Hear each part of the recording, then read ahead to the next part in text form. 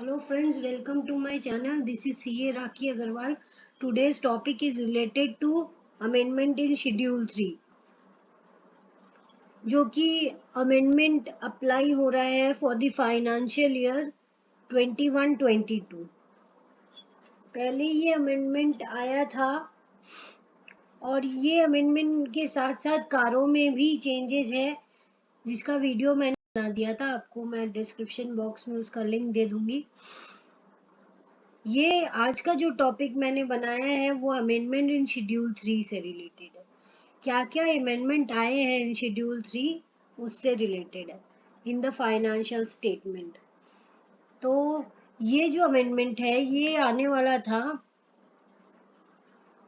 2019 में, फिर डिफर होते होते 2021 में अप्लाई होने वाला था, लेकिन ये अप्लाई नहीं हो पाया। फिर अब जो financial year due to COVID scenario वो डिफर होते होते अब ये अप्लाई हो रहा है with for the financial statement, जो कि प्रिपेयर होगा 21-22 के फाइनेंशियल स्टेटमेंट पे। शेड्यूल 3 का जो भी अमेंडमेंट है वो अप्लाई होगा।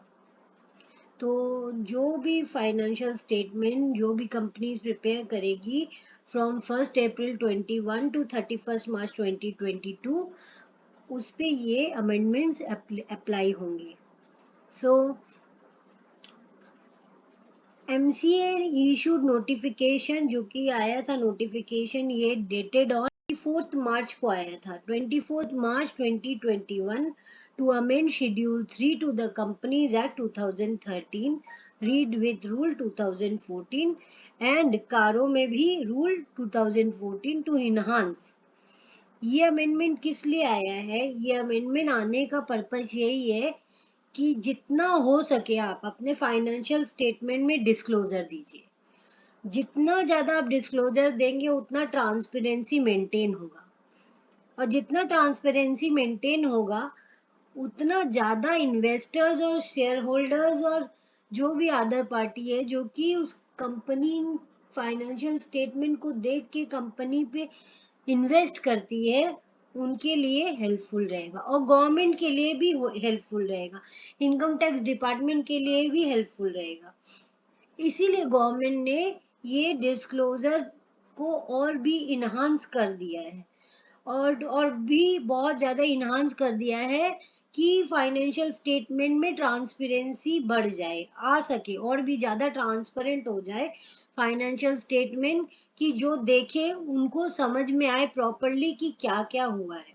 कोई भी हाइड एंड सीक वाला वो नहीं रहेगा फाइनेंशियल स्टेटमेंट में। फुल डिस्क्लोजर, मतलब आप जितना ज़्यादा डिस्क्लोजर दे सको फाइनेंशियल स्टेटमेंट में, वो इस अमेंडमेंट में आ गया है कि आपको कितना डिस्क्लोजर देना पड़ेगा। अब फाइनेंशियल स्टेटमेंट बनाना ऑलमोस्ट डबल हो गया है, मतलब इसमें मेहनत ऑलमोस्ट डबल हो गई है ड्यू टू दिस अमेंडमेंट। और फर्स्ट टाइम कोई भी अपने फाइनेंशियल स्टेटमेंट बनाते हैं और उसमें कोई अमेंडमेंट इंट्रोड्यूस करते हैं तो ऑब्वियसली जो 10 आवर्स वर्क है वो 20 आवर्स वर्क हो जाता है। तो वही MCA has introduced notification dated on 24 March 21 to amend Schedule 3 to Companies Act 2013 read with Rule 2014 and Companies Audit and Auditors Rule 2014 to enhance the disclosure requirement। किसमें किया? Financial statement में भी changes लाए हैं, अमेंडमेंट लाए हैं, जो कि हम डिस्कस करेंगे आज। उसके बाद directors report and auditors report में भी चेंजेस है, उसमें भी कुछ अमेंडमेंट्स है जो कि आज हम नहीं करेंगे, नेक्स्ट क्लास में करेंगे।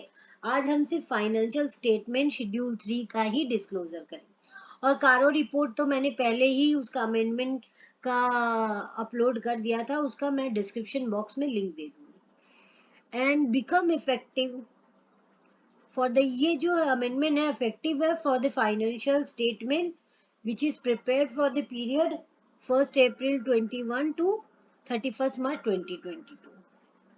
ज्यादातर अमेंडमेंट शेड्यूल 3 का ही है जो कि कारो 2020 से अलाइंड है। मीन्स ज्यादातर जो कारो 2020 में अमेंडमेंट आया है उसी से रिलेटेड शेड्यूल 3 में भी अमेंडमेंट्स आए। अमेंडमेंट लाने का पर्पस क्या था गवर्नमेंट का? To bring more transparency in the financial statement, so it become helpful for the investors, in shareholders, income tax department person, government person, और भी कोई भी थर्ड पर्सन है जो कि कॉन्ट्रैक्चुअल वर्क कर रहा है, या कुछ भी आप इन्वेस्ट कर रहे हो, या आप कुछ भी रिलेटेड टू कंपनी से फुल डिस्क्लोजर मिल सकता है through this amendment, who take decision by seeing this financial statement। तो ये तो ऑब्जेक्टिव हो गया। अब हम लोग आगे आते हैं, अमेंडमेंट किस किस पे लाया गया। ये अमेंडमेंट अप्लाई होगा to division 1, division 2 and division 3 companies. अब आप बोलोगे डिवीजन 1, डिवीजन 2, डिवीजन 3 कंपनीज कौन सी है, क्या है? डिवीजन 1 वो कंपनी है जो कि प्राइवेट पब्लिक बोथ है, जो कि लिस्टेड नहीं है और जिसका नेटवर्थ लेस देन 250 करोड़ है।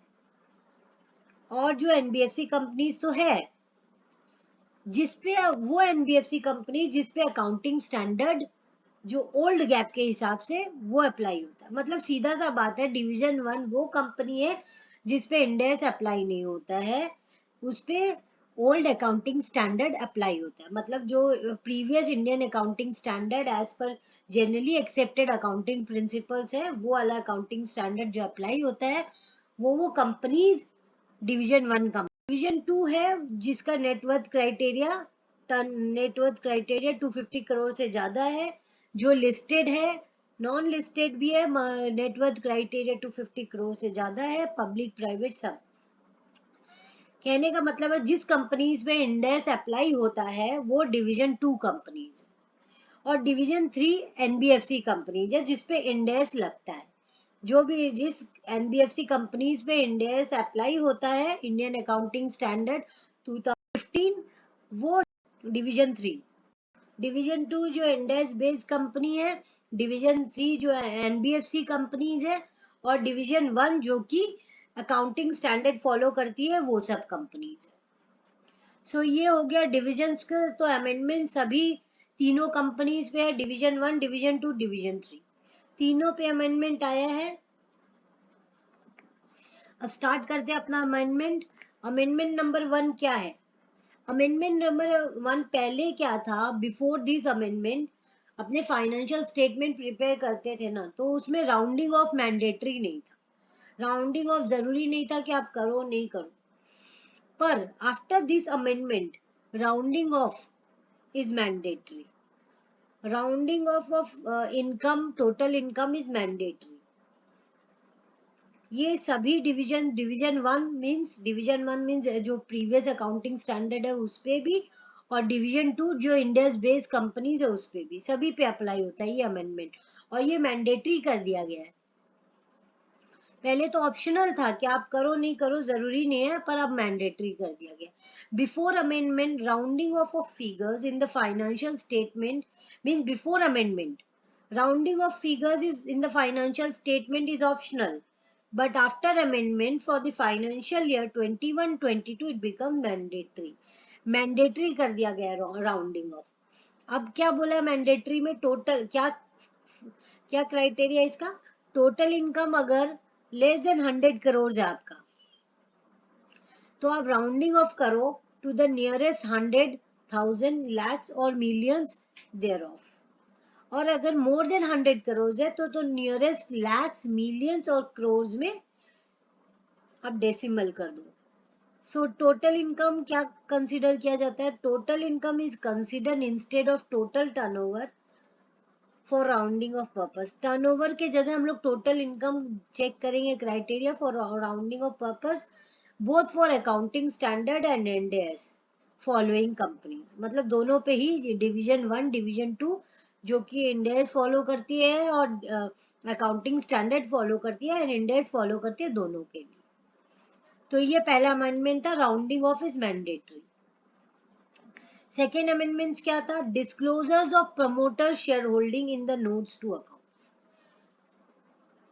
ये नया अमेंडमेंट है, बहुत इंपॉर्टेंट अमेंडमेंट है। और अब इस बार की जो भी फाइनेंशियल्स बनेंगी उसमें मेहनत भी डबल होने वाली है। Disclosures of promoter share holding in the notes of accounts. पहले हम लोग जो डिस्क्लोजर देते थे ना, पहले फाइनेंशियल स्टेटमेंट में, वो more than 5% of the share holders देते थे, बस उतना देते थे जिसका मोर देन 5% है, उनका इक्विटी का अपने दे देते थे। पर अब जो आया है, अब अमेंडमेंट क्या हुआ है, बोलते प्रमोटर्स का भी आप डिस्क्लोजर दीजिए। पहले तो मोर देन 5% शेयर होल्डर्स जो भी थे उनका डिस्क्लोजर जाता था, और अब बोलता है कि प्रमोटर का भी, ये कोई क्राइटेरिया नहीं दिया कि मोर देन 5%, इसमें कोई क्राइटेरिया नहीं है। इसमें बोला गया जो जो प्रमोटर्स है उनका डिस्क्लोजर दीजिए, प्रमोटर जो शेयर होल्ड कर रहे हैं उसका डिस्क्लोजर दीजिए। Share held by promoter eight the end of the year. और अभी जो हम लोग ये अमेंडमेंट अप्लाई करेंगे ना, ये कंपैरेटिव फिगर्स पे भी, करंट ईयर फिगर्स पे तो अप्लाई होगा, कंपैरेटिव पीरियड पे भी अप्लाई होगा, दोनों पे ही ये चेंजेस अप्लाई होगा। तो क्या देना है, प्रमोटर्स कौन है?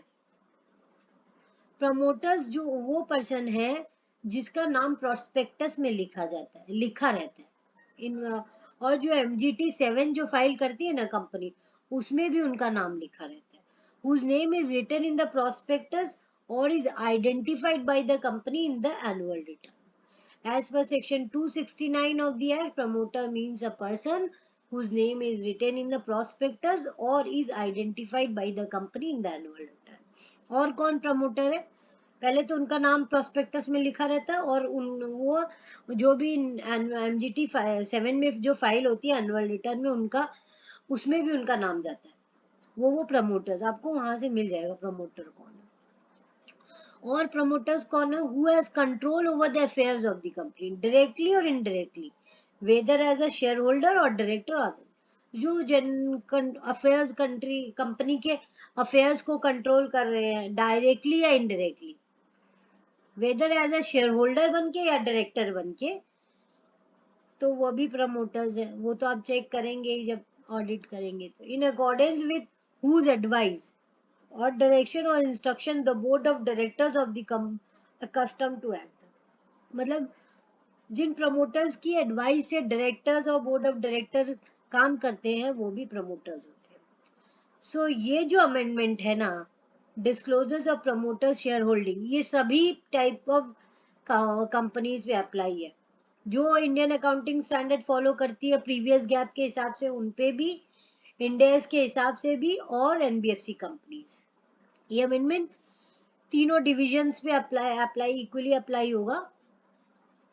और क्या बोला जाता है इसमें, इस अमेंडमेंट में और क्या बोला है, आप कैसे डिस्क्लोजर दोगे, सीरियल नंबर दोगे, प्रमोटर्स का नाम दोगे, जो जो प्रमोटर्स है करंट पीरियड में और लास्ट ईयर में भी, मतलब प्रीवियस ईयर का भी दोगे और करंट पीरियड का भी दोगे, promoters name, number of shares उन्होंने कितना हेल्ड कर रखा है, और परसेंटेज ऑफ शेयर्स। और अगर कुछ चेंज है उनके परसेंटेज ड्यूरिंग द ईयर, आप कंपेयर कर लीजिए लास्ट ईयर और करंट ईयर का, दोनों का अगर कुछ चेंजेस है तो उसका भी डिस्क्लोजर है। और एक बात कि हर एक प्रमोटर्स के पास सिर्फ इक्विटी नहीं हो, इक्विटी होता है जरूरी नहीं है, अगर वो प्रेफरेंस शेयर भी होल्ड कर रखे या डिबेंचर्स इशू किया कंपनी ने, या और भी convertible non convertible preference shares या डिबेंचर्स, जितने टाइप ऑफ शेयर्स अगर कंपनी ने इशू कर रखे और उन लोग ने, प्रमोटर ने हेल्ड कर रखा है, तो उसका सारा ही डिस्क्लोजर है। Management shall give details separately for each class of share, अलग अलग डिस्क्लोजर्स आपको देना पड़ता है। Percentage of change shall be computed with respect to the numbers at the beginning of the year or if issued during the year for the first time with respect to the date of issue। अगर कुछ changes है last year और current year में तो उसका percentage of change आपको भी देना पड़ेगा, और अगर करंट ईयर में कुछ और नया एडिशन हुआ है, उनको इशू किया गया है, कंपनी ने इशू किया प्रमोटर्स को, तो उसका भी date of issue along with सारा डिस्क्लोजर जाता है। Comparative figure with respect to current and previous year both are given and restated, दोनों साल का आपको देना पड़ेगा, करंट पीरियड का भी और लास्ट ईयर का भी। तो ये हो गया amendment number 2 related to disclosures of promoter share holding in the notes to account. पहला चेंजेस हमारा हम लोग का था rounding off which is mandatory कर दिया गया है गवर्नमेंट ने. पहले फाइनेंशियल स्टेटमेंट में राउंडिंग ऑफ मैंडेटरी नहीं तो ऑप्शनल था, पर अब आफ्टर दिस अमेंडमेंट ये मैंडेटरी हो गया है. और डिस्क्लोजर सेकेंड अमेंडमेंट था disclosure of promoter share holding in the notes to accounts. Amendment number 3, that is related to trade payable aging schedule. Trade payable क्या है? ट्रेड पेएबल पहले भी हम लोग डिस्क्लोजर देते थे, पर एजिंग वाइज देते नहीं थे. ट्रेड पेएबल को हम लोग क्या देते थे? एमएसएमईज बोल देते थे, अदर देन एमएसएमईज बोल देते थे, ऐसे डिस्क्लोजर जाता था. पर अब एजिंग के हिसाब से एजिंग वाइज आपको इसका डिस्क्लोजर देना पड़ेगा. और डिस्क्लोजर भी कैसा? पहले एमएसएमई जो कंसीडर्ड गुड है, सिक्योर्ड है उसका, फिर अदर देन एमएसएमईज, फिर डिस्प्यूटेड ड्यूज. अगर एमएसएमईज के साथ आपका कुछ डिस्प्यूटेड ड्यूज है, और डिस्प्यूटेड ड्यूज अदर्स का भी है, एमएसएमईज का कोई डिस्प्यूटेड ड्यूज है और अदर्स का भी डिस्प्यूटेड ड्यूज है, सबका अलग अलग डिस्क्लोजर जाएगा. अब आप एक साथ कुछ भी मर्ज करके घुसा नहीं सकते, आपको सबको अलग अलग ट्रांसपेरेंट वे से आपको डिस्क्लोजर देना पड़ेगा. और इसमें कितना काम बढ़ गया है. और फिर ये तो हो गया पर्टिकुलर वाइज, ये इतना अलग अलग देना पड़ेगा. फिर अगर आपका लेस देन आउटस्टैंडिंग पड़ा है एक साल और एक साल से कम, उसका अलग जाएगा. एक साल या 2 साल के बीच में आउटस्टैंडिंग पड़ा तो उसका 2 से 3 साल का उतना, मोर देन 3 इयर्स अगर आउटस्टैंडिंग पड़ा है तो क्यों पड़ा है आपके. इससे देख सकते हो कि आपका कितना दिन से पैसा आउटस्टैंडिंग पड़ा है, ट्रेड पेबल्स पड़ा है, क्यों पड़ा है, रीजन आप देख सकोगे. कोई भी इन्वेस्टर रीजन पूछ सकता है, शेयर होल्डर रीजन पूछ सकता है कि इतना ट्रेड पेबल आपका आउटस्टैंडिंग क्यों पड़ा है. इसीलिए ये डिस्क्लोजर दिया जा रहा है. To match total column with the financial statement or note, 2 additional column, unbilled and not due, shall be added before the aging column. The aging requirement shall not apply to this trade payable not due for payments. बोलने का मतलब ये है कि ये तो MSMEs, other than MSMEs, disputed dues MSMEs, disputed dues others, less than 1 year, 1 to 2 years, 2 to 3 years, more than 2 years and total figure. ये total figure आपका, ये तो नोट हो गया, ये फाइनेंशियल स्टेटमेंट में जाएगा. और एक पॉइंट कॉलम आएगा अगर आपका कोई भी अमाउंट अनबिल्ड है,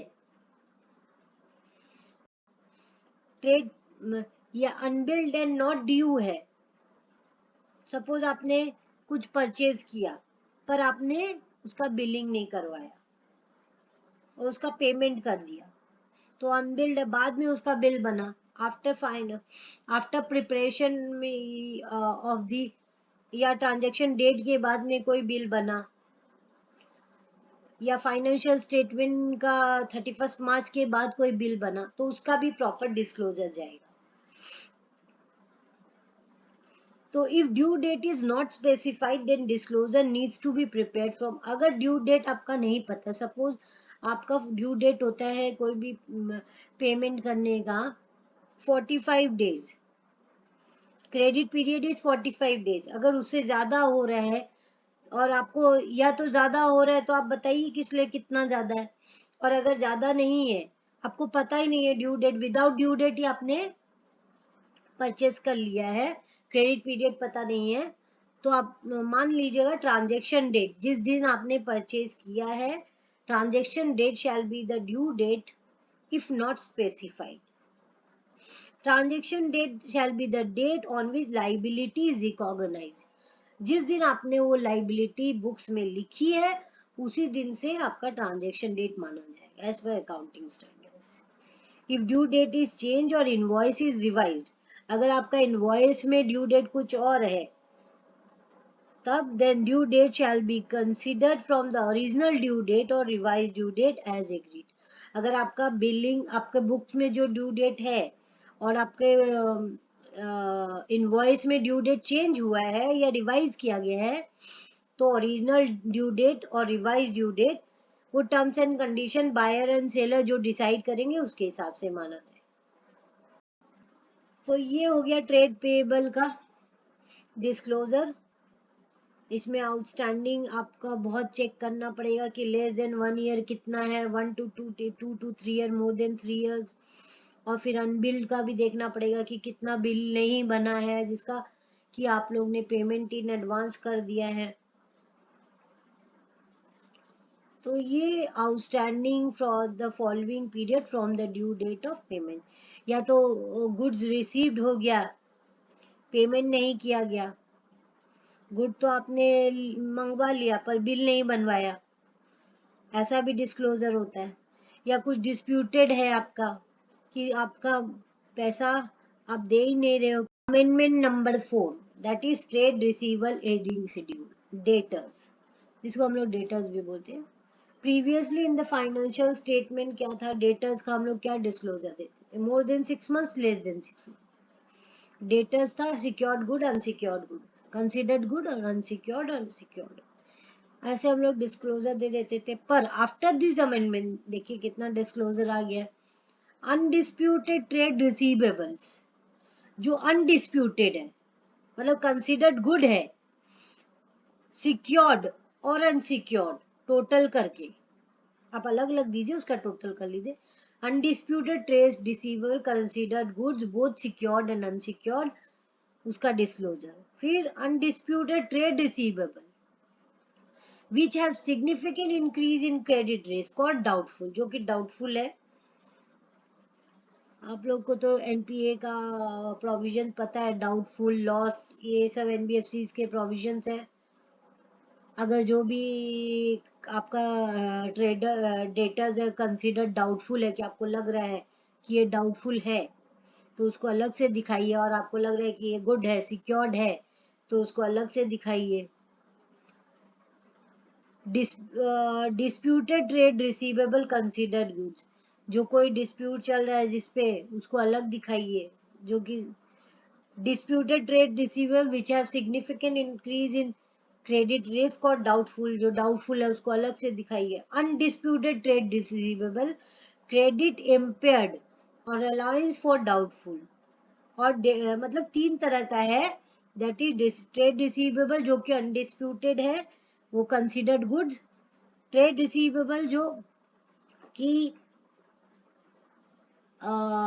which have a significant increase in credit risk और डाउटफुल है, और जो कि ट्रेड रिसीवेबल क्रेडिट इम्पेयर्ड और अलाउंस फॉर डाउटफुल, बोथ उन लोग का डिस्प्यूटेड और अनडिस्प्यूटेड दोनों का प्रॉपर डिस्क्लोजर जाएगा। और इसमें भी आपको अलग अलग एजिंग पीरियड दिया गया है, लेस देन 6 मंथ्स, फिर 6 to 1 years, 1 to 2 years, 2 to 3 years and more than 3 years and then total, इस तरह से डिस्क्लोजर जाएगा। इसमें और भी अमेंडमेंट दे दिए हैं कि आपको टोटल का कॉलम में मैच करना पड़ेगा। अनबिल्ड अमाउंट है तो उसका भी डिस्क्लोजर देंगे बिफोर एजिंग कॉलम। अगर कोई अनबिल्ड है आपका, बिलिंग नहीं हुई है, बिल इनवॉइस नहीं बना, फिर भी वो डेटर है आपका, आपने उसको सेल किया है और बिल नहीं बना अभी तक, तो उसका भी डिस्क्लोजर जाएगा। ड्यू डेट वही वाला सारा जो आपने अभी पढ़े क्रेडिटर्स के केस में वही सब है। If due date is not specified then disclosure needs to be prepared from transaction date. Transaction date shall be the date on which the entity rise to consideration is unconditional and is when it is recognized in the books as per applicable standards. Dispute मतलब क्या होता है? Dispute means disagreement between two parties demonstrated by some positive evidences which supports or corroborates the fact of disagreements. कोई भी कारण दो party में कोई डिस्प्यूट हो रहा है जो कि एक पॉजिटिव एविडेंस के कारण भाई समझ में आ रहा है, जो सपोर्ट कर रहा है पॉजिटिव एविडेंस से कि उन लोग में डिसएग्रीमेंट है फैक्ट्स के कारण, तो वो डिस्प्यूट है। However, dispute might not always be an indicator of counterparty credit risk and vice versa. Hence, both of these should be evaluated independently for the purpose of making these decisions. So ये भी amendment Indian GAAP इंडेस और NBFC तीनों पे apply होगी, applicable to Indian GAAP companies, Ind AS following companies and NBFC companies. Amendment number 5 related to title deeds of the immovable property not held in the name of the company. मगर जो भी land buildings या properties है company की जिसका title deed immovable property जो है company की कंपनी के नाम पे नहीं है, उसका डिस्क्लोजर देना पड़ेगा आपको फाइनेंशियल स्टेटमेंट में. ये प्रोविजन भी तीनों इंडियन बेस्ड कंपनीज जो इंडियन अकाउंटिंग स्टैंडर्ड फॉलो करती है as per old accounting standards के हिसाब से इंडेस को फॉलो करती है, एनबीएफसी को, तीनों पे ये अमेंडमेंट है. इसमें क्या बोला है कि अगर आपने आपका लैंड बिल्डिंग अगर कुछ में भी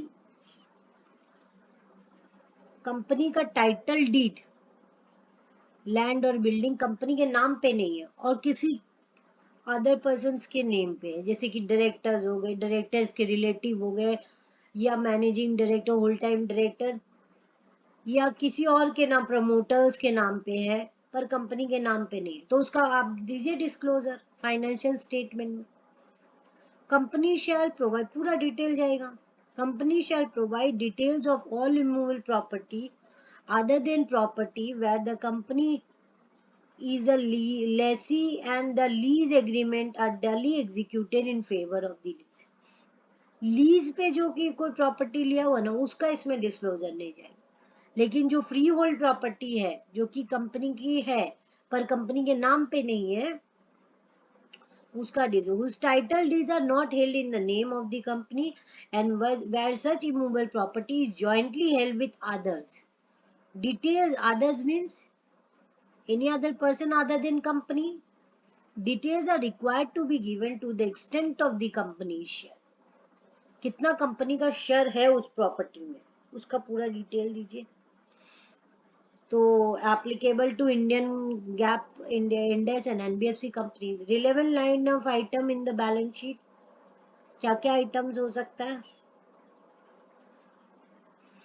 पीपी, इन्वेस्टमेंट प्रॉपर्टी, अगर वो पीपी में डिस्क्लोज कर रहे हैं, आपका प्रॉपर्टी प्लांट एंड इक्विपमेंट में लैंड बिल्डिंग है तो उसका भी, इन्वेस्टमेंट प्रॉपर्टी है तो उसका भी, non current asset held for sale है तो उसका भी, और कोई एनी अदर केस है तो उसका भी. लैंड बिल्डिंग अगर है तो उसका amount, description of the property, gross carrying value, कितना कैरिंग वैल्यू पड़ा है बुक्स में, title deed held in the name of the company अगर है तो बताइए, और whether title deed is the promoter, किसके नाम पे है, प्रोमोटर्स के, डायरेक्टर्स के, employee of the promoters or directors, employee of the company or promoters directors किसके नाम पे है, प्रॉपर्टी हेल्ड किस डेट से है प्रॉपर्टी, और reason for not being held किस लिए कंपनी के नाम पे नहीं, और इफ अगर कोई डिस्प्यूट चल रहा है तो उसका भी डिस्क्लोजर जाएगा, प्रॉपर्टी पे कोई डिस्प्यूट है, कोई केस चल रहा है तो उसका भी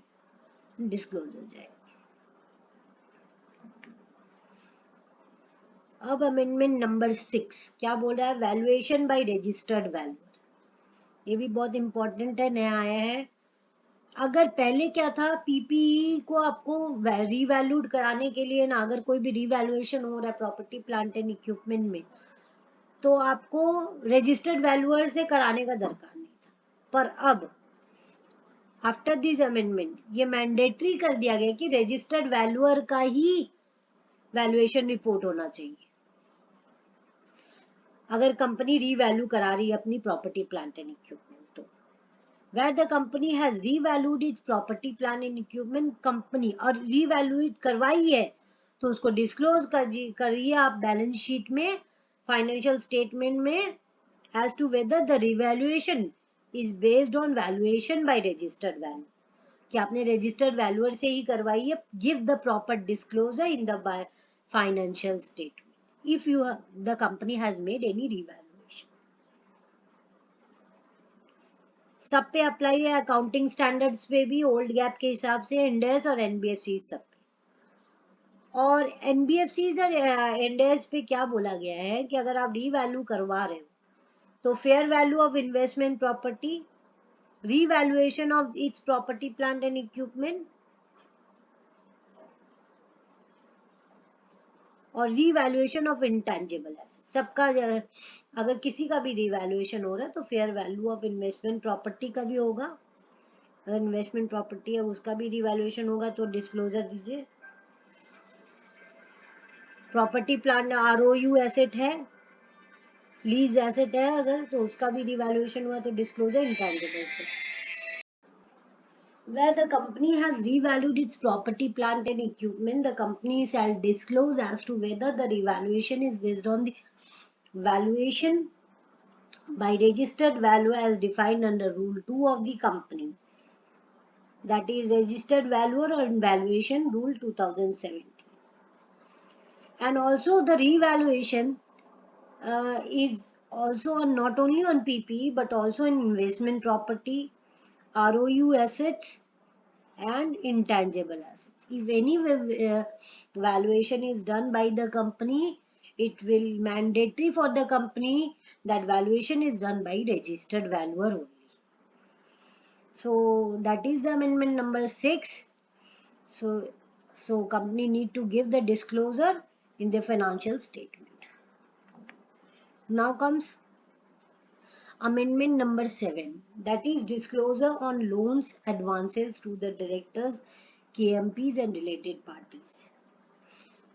Amendment number 7 says कि आप अगर कंपनी कोई भी लोन दे रही है या एडवांस दे रही है डायरेक्टर्स को, KMPs को, रिलेटेड पार्टी डिस्क्लोजर को, तो section 185 of the companies act मना करता है कि आप नहीं दे सकते, subject to some of the condition, जो उसमें सेक्शन 185 बोलता है कि आप whole time director, managing director को दे सकते हो subject to some conditions which I am not explaining.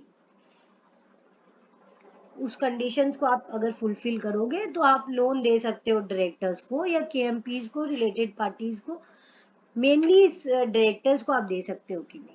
Section 185 of the कारो में भी इसका रिपोर्टिंग जाता है और इसका रिपोर्टिंग आपको फाइनेंशियल स्टेटमेंट में भी देना पड़ेगा। क्या अमेंडमेंट आया है? अमेंडमेंट ये है कि disclosure shall be made in the financial statement where loan or advances in the nature of loan, अगर आप लोन भी दे रहे हो, लोन तो दे रहे हो ठीक है, और एडवांस भी दे रहे हो इन द नेचर ऑफ लोन, अगर आप कुछ एडवांस बोल के दे रहे हो जो कि लोन का ही क्राइटेरिया है, लोन का ही नेचर का है, टू द प्रमोटर्स, डायरेक्टर या की मैनेजरियल पर्सनल्स को एंड देयर रिलेटेड पार्टी, उनके रिलेटिव्स को भी कुछ दे रहे हो, तो आपको इसका सारा डिस्क्लोजर देना पड़ेगा। और इसका ये भी देना पड़ेगा कि वो रीपेबल ऑन डिमांड है, अगर आप दे रहे हो without specifying any terms and conditions, period of repayment, तो सब डिस्क्लोजर आपको देना पड़ेगा। अब इंटरेस्ट फ्री लोन दे रहे हो कि इंटरेस्ट के साथ दे रहे हो, रीपेबल ऑन डिमांड है, प्रॉपर डिस्क्लोजर आपको सब कुछ देना पड़ेगा। Where the advances is in nature of loan would depend upon the facts and circumstances of each case. Where advances is in the nature of, अगर कोई भी advances nature of loan का है तो उसका आपको facts and circumstances सब advances का बताना पड़ेगा of each case. Relationship of related party disclosure should be considered on the date of loan and the amount should be outstanding as a, क्या relationship है with the related party, whether it's a spouse of director or mother of director or father of director or whatever the relationship, you have to mention that and the amount outstanding with that person as on the balance sheet date, वो भी आपको disclose करना पड़ेगा। All the amount outstanding should be at gross carrying value, that is without netting of the provision for doubtful or impairment loss. If the company give any advances against an order, अगर company normal course of business में कोई advance दे रही है, जैसे कि अगर purchase या sales के केस में अगर कुछ एडवांस दे रही है या ले रही है, एडवांस दे रही है in case of goods purchase और सर्विसेज के केस में, तो वो नॉर्मल ट्रेड प्रैक्टिस में होगा। या अपने एम्प्लॉय को कोई एडवांस दे रही है तो वो जो कि अपने एम्प्लॉय है, उनके कंपनी के एम्प्लॉय, उनको कोई एडवांस दे रही है तो वो नॉर्मल ट्रेड प्रैक्टिस में दे रही है, उसका डिस्क्लोजर नहीं जाएगा क्योंकि वो advance in the nature of loan नहीं है। ओनली दैट एडवांस है जो कि इन द नेचर ऑफ लोन है, जो कि डायरेक्टर्स, रिलेटिव ऑफ डायरेक्टर्स या related party of the company को दिया जा रहा है, उनको ही, जैसे कि ग्रुप कंपनीज होगी, प्रमोटर्स हो गए, डायरेक्टर्स हो गए, की मैनेजरियल पर्सनल्स हो गए, उनके रिलेटिव्स हो गए, उनके रिलेटिव्स हो गए। सो रिलेटिव्स का भी प्रॉपर डेफिनेशन है, तो आप देख लीजिएगा, उसके बारे में हम डीपली। सो उसमें आप टाइप ऑफ बोरोवर्स किसको किसको दे रहे हैं, promoter, director, key managerial person, related party, amount of loan और advances in the nature of loan outstanding, कितना अमाउंट ऑफ लोन या advance in the nature of outstanding, और परसेंटेज, कितना percentage of nature of loan, अलग अलग promoters का कितना percentage total loan में आप दे रहे हो उनको। जैसे कि टोटल लोन आप अगर कंपनी कर रही है 100 करोड़, तो प्रमोटर्स को कितना लोन दे रही है, 10% ऑफ दैट या 15% ऑफ दैट, डायरेक्टर्स को कितना, टोटल मिला के डायरेक्टर्स को कितना दिए, out of the total loan given company ने प्रमोटर्स को कितना दिया है, डायरेक्टर्स को कितना दिया है, की मैनेजरियल पर्सनल्स को कितना दिया है, रिलेटेड पार्टीज को कितना दिया। तो proper disclosure along with the percentage of total loan and advances in the nature of, percentage का भी डिस्क्लोजर जाएगा। सो ये अमेंडमेंट हो गया, अमेंडमेंट नंबर 7। अब आपका amendment number 8, that is detail of बेनामी प्रॉपर्टी हेल्ड। बेनामी प्रॉपर्टी हेल्ड, पहले हम लोग ने ये देखा था कि टाइटल डीड जो कि कंपनी का प्रॉपर्टी था, लेकिन नाम डायरेक्टर्स का था, ये कंपनी की प्रॉपर्टी नहीं है पर नाम यहाँ पे कंपनी का है। So in case where any proceedings has been initiated और pending against the entity under the Benami transaction, the corresponding disclosure shall be provided in the financial statement. The company shall disclose the following. अगर कोई भी proceeding चल रहा है company के ऊपर related to बेनामी ट्रांजैक्शन, बेनामी property held by the company, तो उसका आप फाइनेंशियल स्टेटमेंट में डिस्क्लोजर दीजिए। और डिस्क्लोजर कैसे जाएगा कि डिटेल ऑफ सच प्रॉपर्टी, पूरा डिटेल जाएगा उस प्रॉपर्टी का, कब कितने साल से आप उसको एक्वायर कर रहे, क्यों, including year of acquisition, amount कितने अमाउंट का है, डिटेल ऑफ इससे बेनिफिट किसको हो रहा है, detail of beneficiary, if the property is in the books में है, the reference to the item in the balance sheet, उसका रेफरेंस नंबर, अगर बुक्स में नहीं है तो क्यों नहीं है, the fact shall be stated with reason, where there are any proceedings against the company under this law, an arbitrator of the abater of the transaction or as a transferer, then details shall be provided. अगर कोई proceeding चल रहा है under any law, तो abettor का transaction और transfer details भी देना पड़ेगा। कोई प्रोसीडिंग चल रहा है, क्या स्टेटस है प्रोसीडिंग का, एंड कंपनी का क्या व्यू है, सब देना पड़ेगा। This is the amendment number 8 applicable to all type of companies, division 1, division 2, division 3, which means old accounting standard following companies, Ind AS following companies and NBFC companies. Amendment number 9, that is borrowings.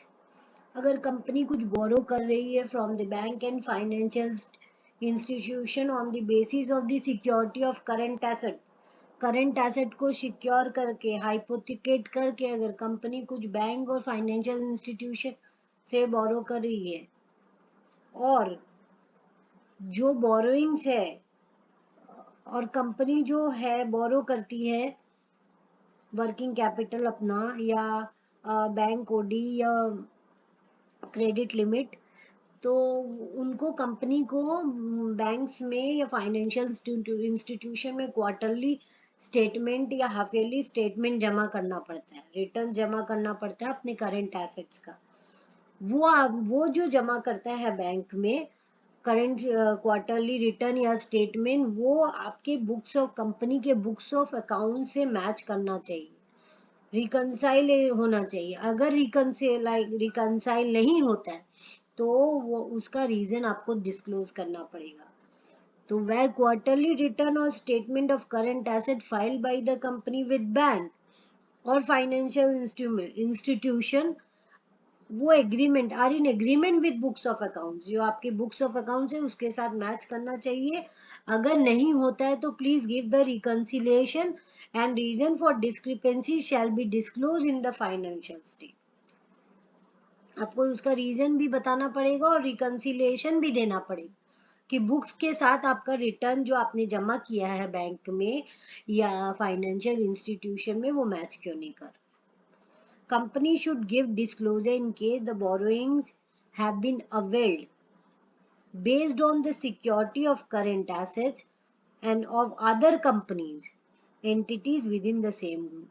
अगर company ने कुछ बोरो किया है पैसा other companies की, अपनी subsidiaries की या किसी और अपनी ग्रुप कंपनीज की सिक्योरिटी, मतलब शेयर्स को प्लेज करके या उनके एसेट्स को प्लेज करके within the same group, तो उसका भी डिस्क्लोजर देना पड़ेगा। Company should give disclosures of unutilize sanction borrowing during the period और as at the end of the reporting period.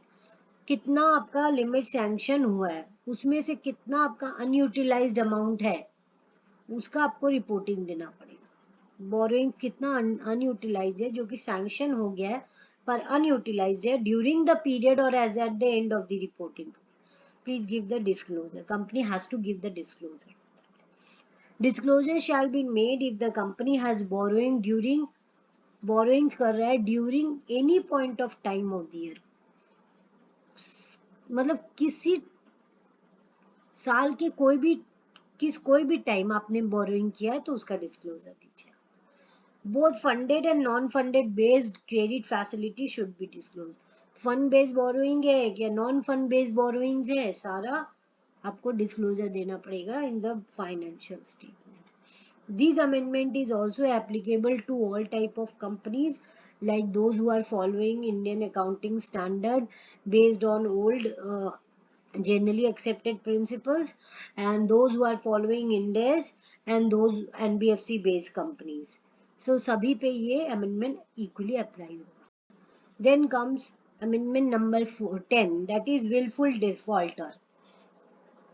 अगर बैंक ने किसी कंपनी को willful defaulter घोषित कर दिया क्योंकि उस कंपनी ने या तो कुछ डिफॉल्ट किया लोन रीपेमेंट में या डिफॉल्ट किया क्वार्टरली स्टेटमेंट को सबमिशन करने में या कुछ भी बैंक के साथ डिफॉल्ट किया, प्रॉपरली जमा नहीं किया अमाउंट या प्रॉपरली पेमेंट नहीं किया ड्यू डेट के अंदर, तो कुछ भी डिफॉल्ट किया और बैंक ने उस कंपनी को विलफुल डिफॉल्टर घोषित कर दिया, तो date of declaration as a wilful defaulter, किस डेट से वो कंपनी विलफुल डिफॉल्टर हुई है उसका डेट आपको देना पड़ेगा और कितने अमाउंट का डिफॉल्ट कंपनी ने किया और किस नेचर का डिफॉल्ट किया गया उसका डिटेल सब जाएगा।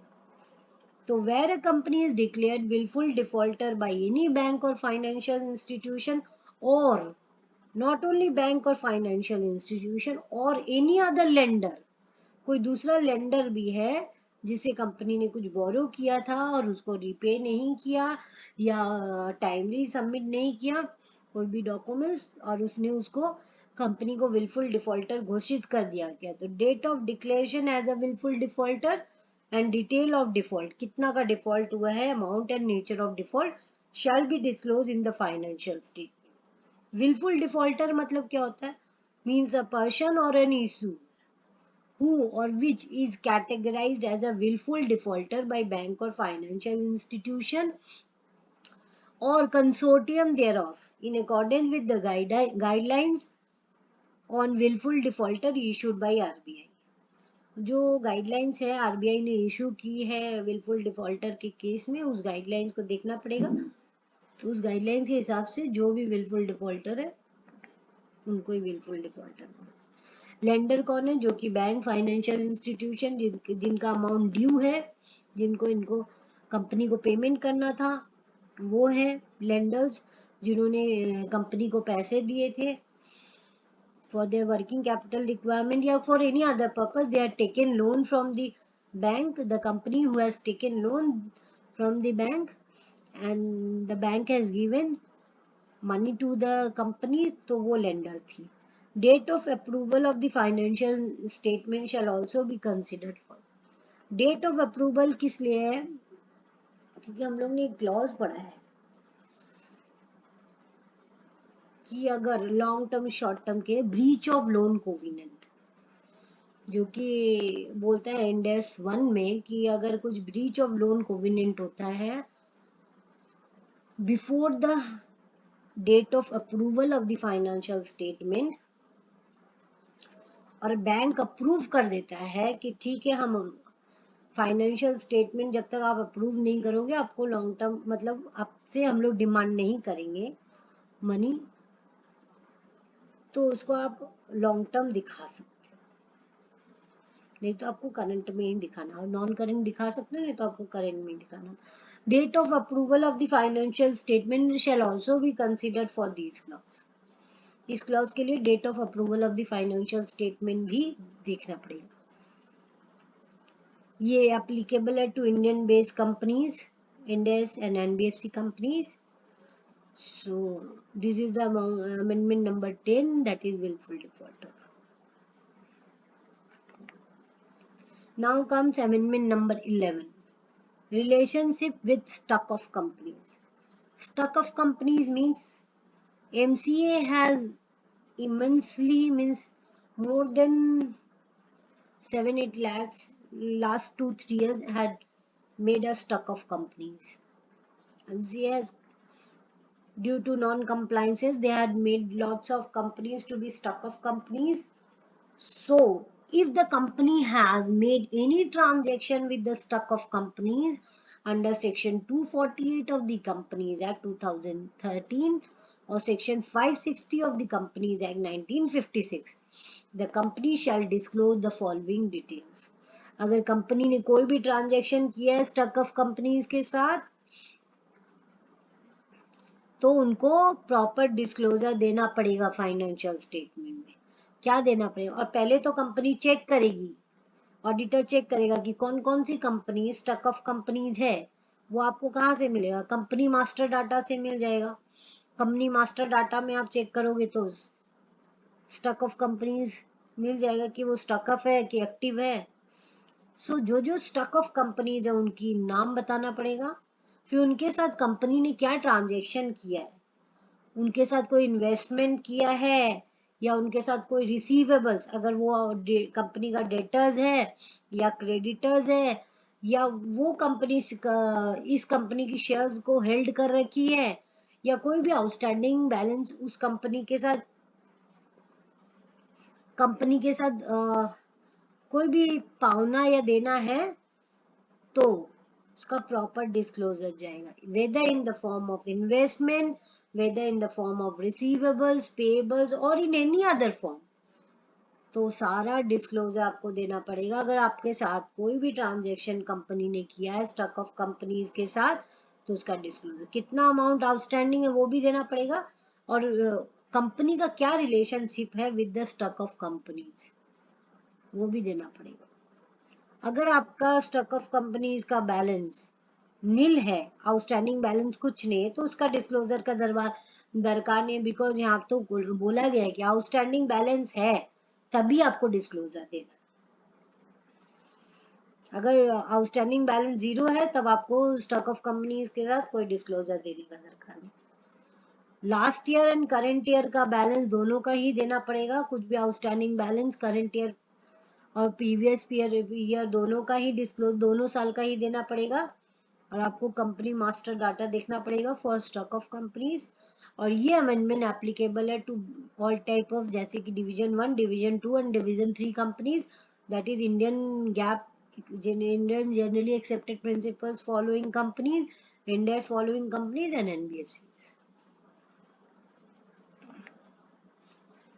Now comes amendment number 12. What it says: registration of charge creation, modification and satisfaction with the ROC. Company को रजिस्टर करवाना पड़ेगा for charge creation satisfaction with the ROC. Where any company ने कोई चार्ज क्रिएशन किया है या modification किया है या सेटिस्फैक्शन किया है जो कि अभी तक कंपनी ने ROC में रजिस्टर नहीं करवाया, मतलब ROC में जमा नहीं करवाया beyond statutory period. Statutory period जमा कराने का क्या है? जब आप चार्ज क्रिएशन करोगे उसके 30 दिन के अंदर आपको चार्ज क्रिएशन या मॉडिफिकेशन या सेटिस्फैक्शन, आपको चार्ज का पेपर जमा कराना पड़ता है ROC में within 30 days from the date of creation, modification or satisfaction. और कंपनी ने वो नहीं करवाया तो उसका डिटेल आपको देना पड़ेगा और रीजन फॉर सच, किस लिए आपने नहीं जमा किया, शैल be disclose in the financial statement. ये नया अमेंडमेंट है. पहले चार्ज क्रिएशन ऐसा कोई अमेंडमेंट हम लोग देते नहीं थे, फाइनेंशियल स्टेटमेंट में ऐसा कोई नोट नहीं जाता था, पर अब जाएगा कि चार्ज क्रिएशन अगर पेंडिंग है, चार्ज क्रिएशन आपने करवाया है पर ROC में अभी तक जमा नहीं करवाया, जो कि स्टैट्यूटरी पीरियड होता है 30 days from the date of creation, modification, satisfaction. तो आपने किसने नहीं कराया, डिटेल दीजिए और अमाउंट डिस्क्लोज कीजिए. ये भी अमेंडमेंट सभी type of companies, division 1, division 2, division 3 सब पे अप्लाई है. That is Indian GAAP accepted principles, Ind AS and NBFC company, सभी पे equally apply. Now amendment number 13, that is compliances with the number of layers of the company. Number of layers मतलब क्या होता है?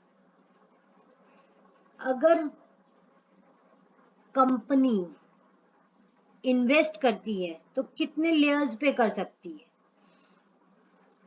Company अगर आपकी जैसे holding company, company A company B पे और BC पे, मतलब 2 layers are allowed, not more than 2 layers is allowed.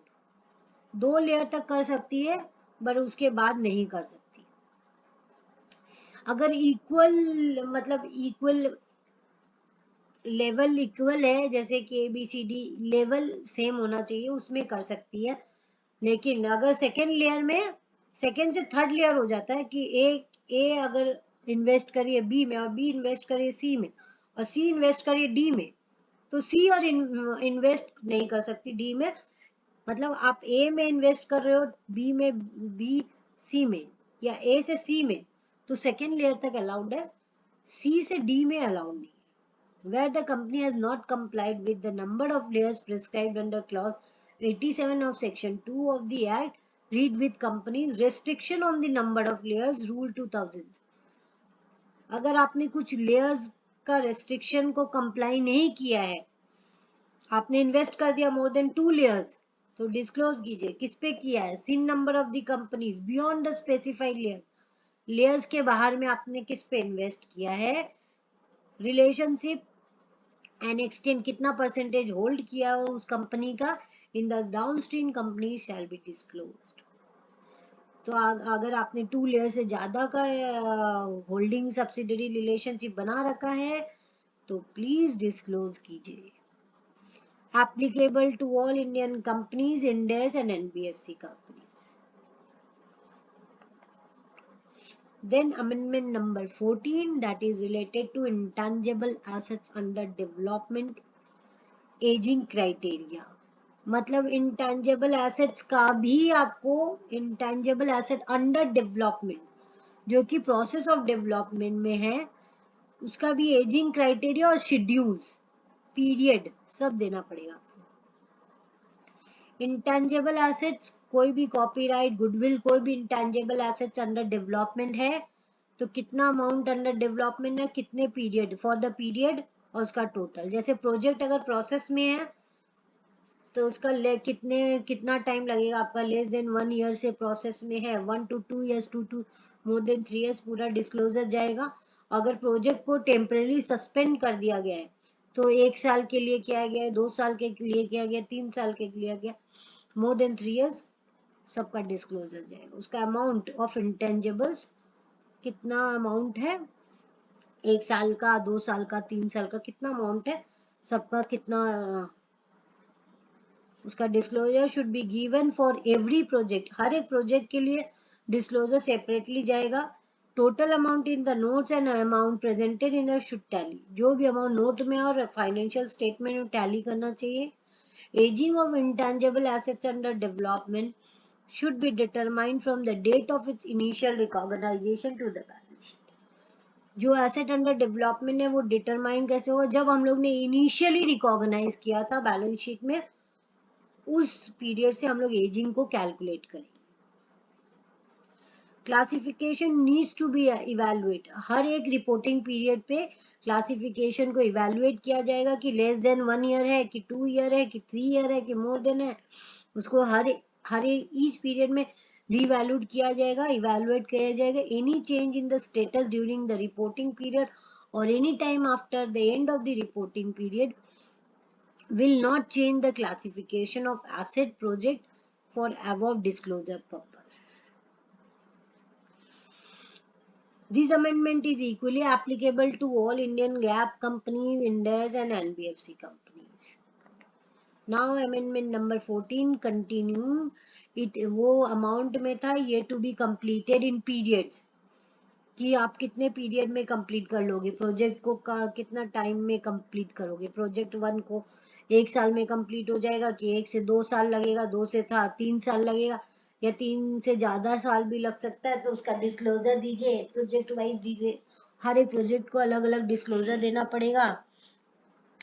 तो details to be given for intangible assets under development whose date of completion of project is overdue, कितना time के लिए overdue है, and whose actual cost overdue कितने time का, actual cost exceed compare to its original plan. Original plan मतलब जो कि authority, approving authority ने डिसाइड किया था कि हम लोग का इतना पीरियड लगेगा, इतना अमाउंट लगेगा, उससे एक्सीड हो जाता है अगर पीरियड, तो उसका डिस्क्लोजर जाता है. Assessment need to be done, हर एक रिपोर्टिंग पीरियड में असेसमेंट किया जाएगा.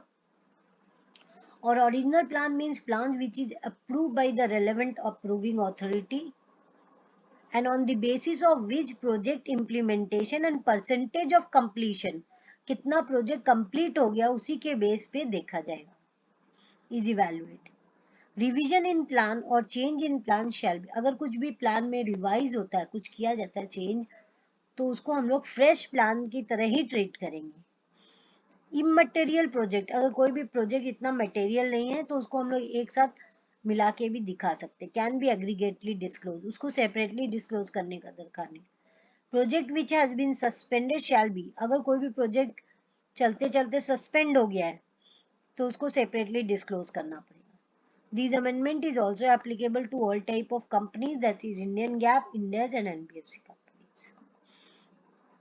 Then amendment number 15, that is CWIP, same as intangible assets under development.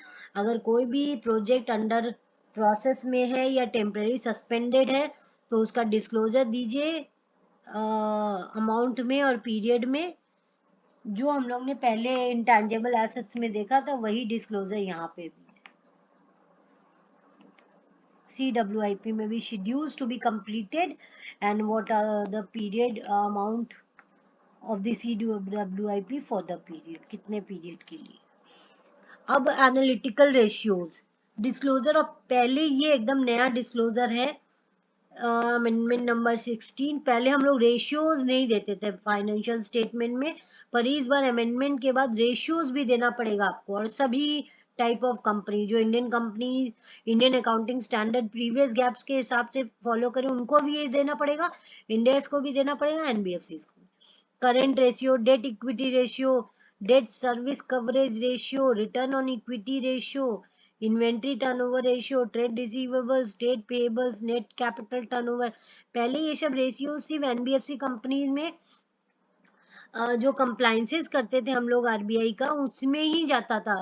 जो जो क्रेडिट रिस्क का रेशियोज एंड वो अपने टायर 1 टायर 2 का रेशियोज, वो ऐसी एनबीएफसी में ही जाता था. पर वो अब एनबीएफसी का वो रेशियो तो जाएगा, अदर देन नॉर्मल कंपनीज पे भी ये सब रेशियोज का डिस्क्लोजर जाएगा.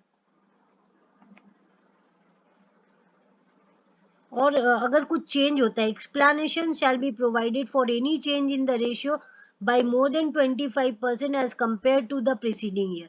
दोनों साल का हम लोग को रेशियोज देना पड़ेगा, और कुछ भी चेंज है प्रीवियस ईयर से 25% से ज्यादा तो उसका एक्सप्लेनेशन भी देना पड़ेगा कि किस लिए ये चेंज हुआ। मोर देन 25% से ज्यादा कुछ चेंज है तो एक्सप्लेनेशन दीजिए। ऐसे आप दिखाना पड़ेगा कि numerator, denominator, current period, previous period, variance and reason for variance. क्या रीजन आपके इतने में 25% से ज्यादा का चेंज होने का, उसका आपको रीजंस भी देना पड़ेगा।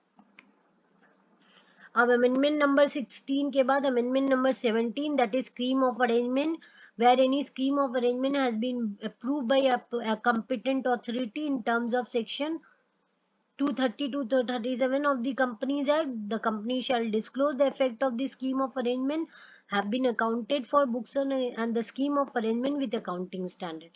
And any deviation in these regards shall be explained of holding of the company in the downstream company shall be disclosed. अगर कुछ भी merger, amalgamation और purchase कुछ भी हो रहा है तो आपको डिस्क्लोजर देना पड़ेगा एज पर सेक्शन 230 237 के हिसाब से। तो आपको इसका भी डिस्क्लोजर करें। ये सभी कंपनीज पे एप्लीकेबल है, Indian GAAP, Ind AS and NBFCs.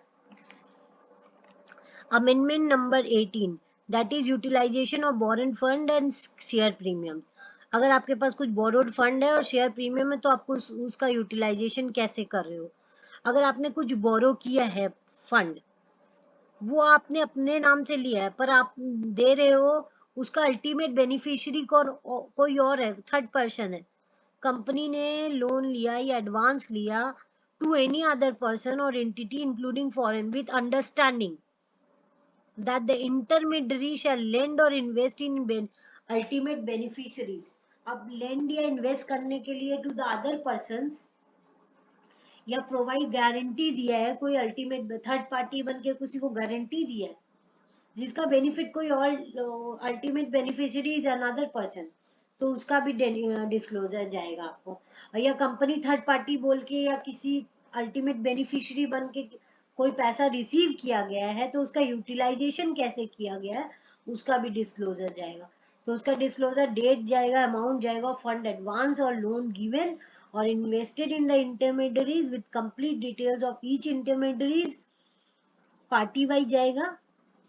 और अगर रिसीव किया है तो वैसे ही डिस्क्लोजर जाएगा। गारंटी सिक्योरिटी दिया तो डिस्क्लोजर जाएगा, who is the ultimate beneficiary और डिक्लेरेशन प्रोविजंस, अगर फॉरेन एक्ट के हिसाब से है तो उसको कंप्लाई किया है कि नहीं वो उसका भी डिक्लेरेशन जाएगा।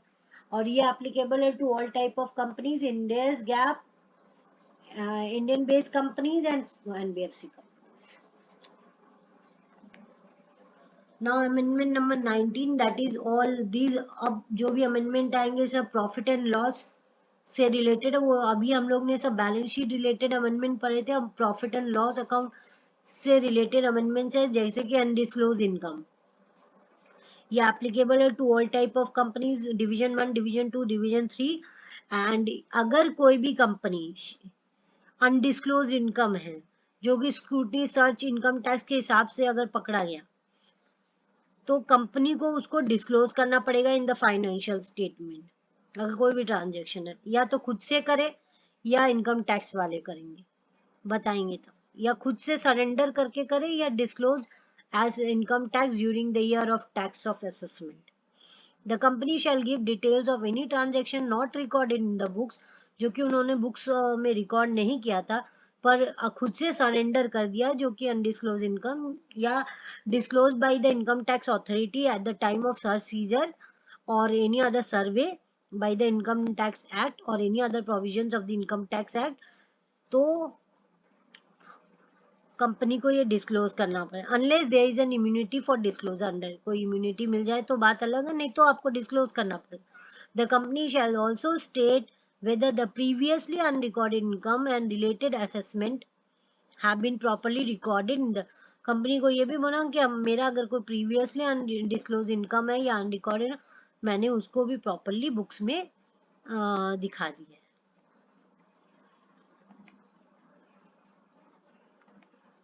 अब amendment number 20, that is CSR, corporate social responsibility, where the company covered under section 135 of the Companies Act। अगर section 135 of the companies act के अंदर तहत कंप्लाई कर रही है तो कंपनी को फॉलोइंग डिस्क्लोजर फॉलो करना पड़ेगा to do the CSR activities amount कितना required to be spend during the year, company कितना अमाउंट स्पेंड की है ड्यूरिंग द ईयर, कितना एक्सपेंडिचर इनकर्ड हुआ है, shortfall at the end of the year, total previous year shortfall कितना हुआ है, किस लिए शॉर्टफॉल हुआ है, नेचर ऑफ सीएसआर एक्टिविटीज, किस नेचर का है CSR, detail of related party transaction, that is contribution to trust controlled by the company in relation to CSR। अगर कोई ग्रुप कंपनी है, कोई कंपनी का ही ट्रस्ट है और उसमें कंपनी ने कुछ एक्सपेंडिचर किया है तो उसका रीजन डिटेल जाएगा। where provisions is made with respect to liability incurred by entering into a contractual obligation, the movement in the provisions during the year should be separately disclosed। Applicable to all type of companies, division 1, division 2, division 3। Amendment number 21, that is cryptocurrency और virtual currency।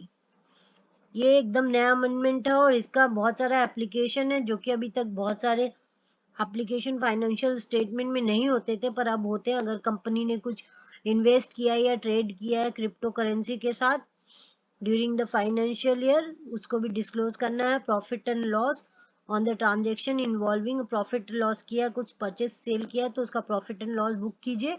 और amount of currency held as a कितना amount of currency आपने reporting date में रख रखा है as an investment, उसको disclose कीजिए। डिपॉजिट और advance from any person for the purpose of trading, अगर कुछ ट्रेडिंग पर्पज आप ट्रेडिंग कर रहे हो या इन्वेस्टिंग इन द, कितना डिपॉजिट है या एडवांस दे रखा है ले रखा है उसका डिस्क्लोजर दीजिए। तो क्रिप्टो करेंसी में आपने कोई भी ट्रांजेक्शन किया please disclose in the financial statement applicable to all type of companies, that is Indian GAAP, Ind AS, NBFC company. If you like please subscribe. Thanking you for watching my video. I will give the link of Caro, and my next video is related to amendment in auditors report and directors report.